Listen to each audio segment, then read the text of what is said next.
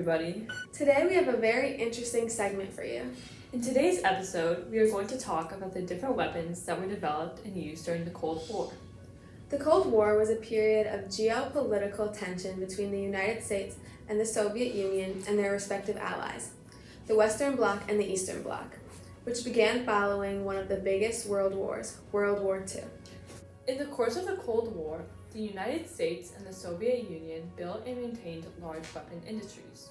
The sustained fusion of industrialism and militarism in the post-war United States prompted President Eisenhower to warn the nation and the world about the dangers of the military-industrial complex.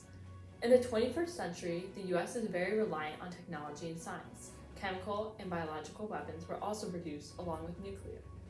There were four major categories of weapons: radiological, nuclear, chemical, and biological weapons. First, let's start off with radiological weapons. Radiological weapons were made to harm an area's environment and the people living in that area.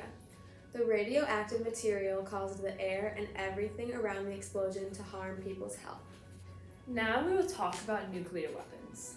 Nuclear weapons were not used that often because they did too much damage to civilians.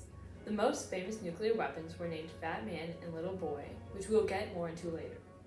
Next, we have chemical weapons. These weapons have inflicted the most casualties out of all weapons.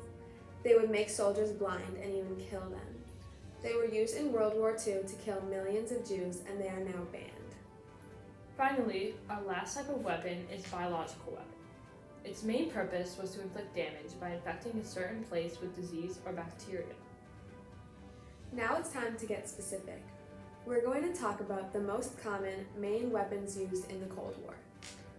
One of the most common guns used in the Cold War is probably a gun you have heard of, the AK-47. When Cold War tensions escalated dramatically in Berlin during August 1961, Soviet troops deployed to that troubled city as Berlin Wall was constructed. Some of them carried the AK-47, and the weapon was recognized and photographed. At some point during 1960 through 1961, the U.S. military obtained one or more examples of the AK-47, and these were soon tested against the rifle designs in service with the U.S. forces.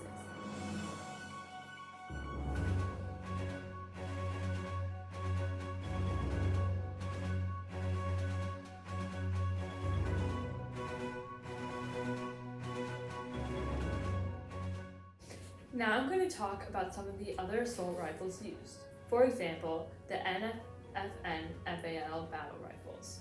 Nicknamed was the right arm of the free world. It equipped many NATO armies during the Cold War. Another common used weapon was the Chieftain main battle tank. It was one of the most powerful tanks of the Cold War, and it was the largest, most heavily armed battle tank. Now we are going to get into the weapons of mass destruction. Throughout the Cold War, U.S. intelligence reports exaggerated the numbers and pace of the development of the Soviet Union's production of bombs and long-range nuclear forces, thus bringing further escalations of the arms race and the expansion of the military-industrial complex. The Soviet Union and the members of the NATO alliance developed tens of thousands of increasingly sophisticated nuclear weapons and delivery systems, including cannons, bombs, land and submarine-based equipment, and various means of protecting them. The two recognizable bombs were the Little Boy and Fat Man. Little Boy was the first nuclear weapon used in warfare. Little Boy was a gun-type weapon which denotated by firing one mass of uranium down a cylinder into another mass to create a self-sustaining nuclear reaction. Weighing about 9,000 pounds, it produced an explosive force equal to 20,000 tons of TNT. At approximately 8:50 a.m., Little Boy was released over the city. 43 seconds later, a massive explosion killed 80,000 people in an instant. Next is Fat Man. Fat Man bomb was dropped over Nagasaki, Japan on August 9, 1945, near the end of World War II. The bomb had about the same explosive force as Little Boy. However, the damage was somewhat less extensive.